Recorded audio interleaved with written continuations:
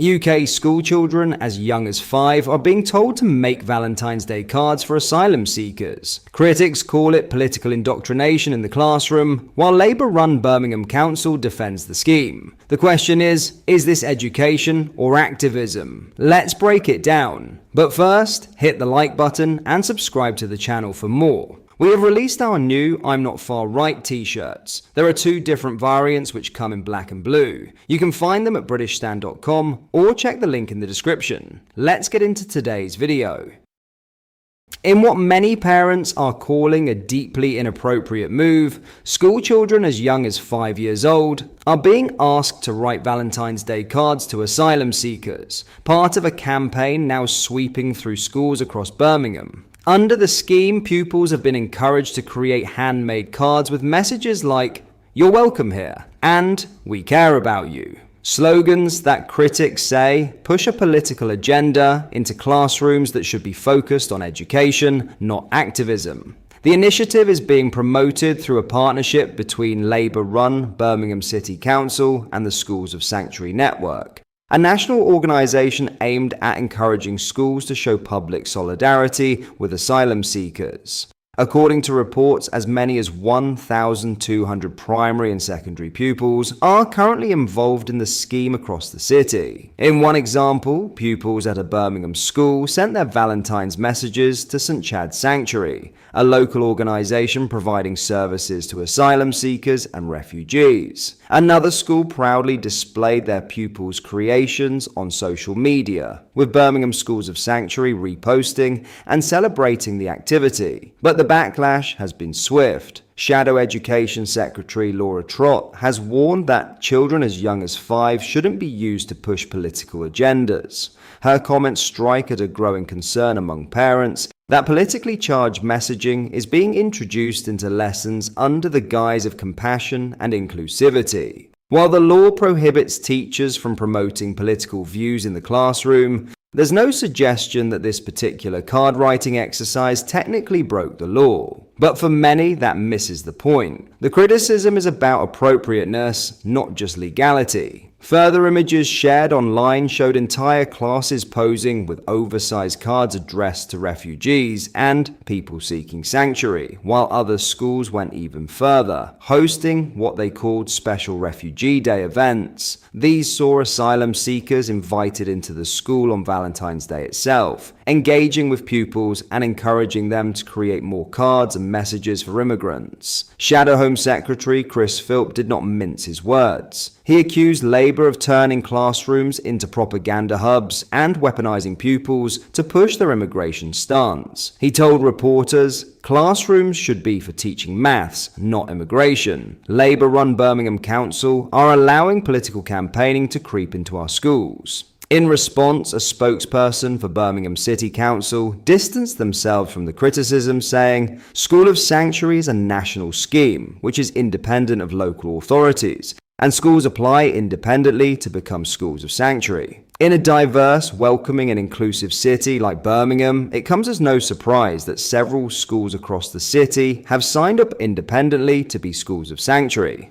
The City of Sanctuary UK organisation describes itself as working to coordinate, support and grow networks to help people seeking sanctuary integrate into communities. Their own website makes it clear, "We work with individuals, groups and organisations in every area and in every sector to encourage inclusivity, solidarity and compassion for people from a forced displacement background." But for parents who believe the classroom should be free from politics, the controversy is far from settled. The argument isn't over whether asylum seekers should be treated humanely, it's whether primary school children should be drafted into what looks to critics like a political messaging campaign. And that's the heart of the outrage. When a 5-year-old is told to make a Valentine's card, it's no longer just an innocent classroom craft activity. It becomes a statement not made by the child, but for the child, and in their name. With political tensions over immigration already running high across the UK,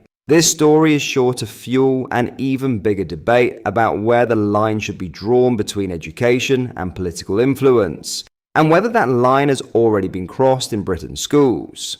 In other news, the government has unveiled sweeping new powers aimed at fast-tracking the removal of foreign criminals from UK prisons, with deportations now possible after just 30% of a sentence is served, and, in some cases, immediately. Ministers say the reforms will free up space, cut costs, and send a firm message to offenders. But critics warn they could spark legal battles and strain Britain's relationship with human rights law. As the policy takes effect, the debate over justice, immigration, and public safety is set to intensify. Foreign criminals will face immediate deportation after being sentenced under new government proposals. New powers coming into force from today aim to get foreign national offenders out of British prisons. Under the plans first introduced back in June, prisoners can now be deported after serving 30% of their prison time rather than 50%. Now, the government said it will be stripping back a decades-old law to introduce new powers for immediate deportation from prison.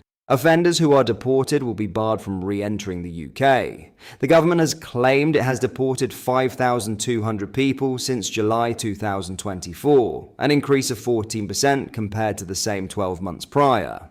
It comes after a report suggested Labour must build 53,000 new prison spaces to keep up with demand and ensure criminals are properly punished. Welcoming the new legislation, Justice Secretary Shabana Mahmood said she wanted to send a clear message. She said, "This government is taking radical action to deport foreign criminals as part of our plan for change. Deportations are up under this government, and with this new law, they will happen earlier than ever before.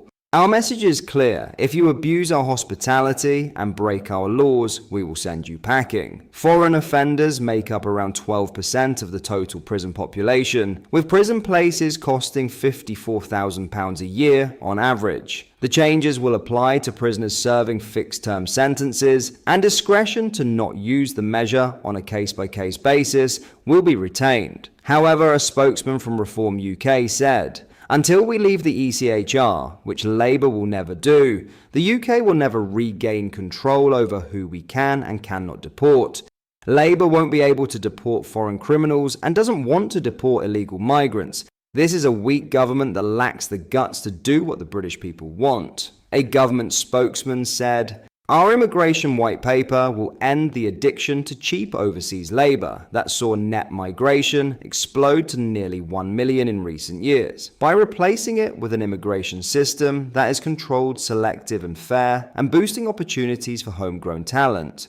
The white paper also includes plans to introduce legislation that tightens the application of Article 8 of the European Convention on Human Rights and sets out reforms to make it easier to remove foreign criminals convicted of any offence before the threat they pose escalates. The changes to enable the immediate deportation of foreign prisoners require primary legislation and will be brought before Parliament in due course. Supporters of the new rules see them as a decisive step in tackling prison overcrowding, cutting costs to the taxpayer, and sending a strong deterrent message to those who might commit crimes on British soil. They argue that swift deportations will free up thousands of prison places and ensure offenders face justice without prolonged stays in UK facilities. Critics, however, warn that the measures could face significant legal challenges, particularly under the European Convention on Human Rights, and question whether the government can realistically implement them without costly and lengthy appeals. With Labour positioning the policy as part of its plan for change and opposition parties accusing it of weakness or political posturing, the issue looks set to become a flashpoint in the ongoing debate over immigration, public safety, and the balance between upholding human rights and enforcing the law. The coming months in Parliament will likely determine whether this policy delivers on its promises or becomes another contested chapter in Britain's long-running immigration and justice battles. What are your thoughts on what we discussed in today's video? Let me know down in the comments section below. If you've not yet already, make sure you do drop a like on this video and subscribe to the channel for more British content. Thank you, take care, goodbye.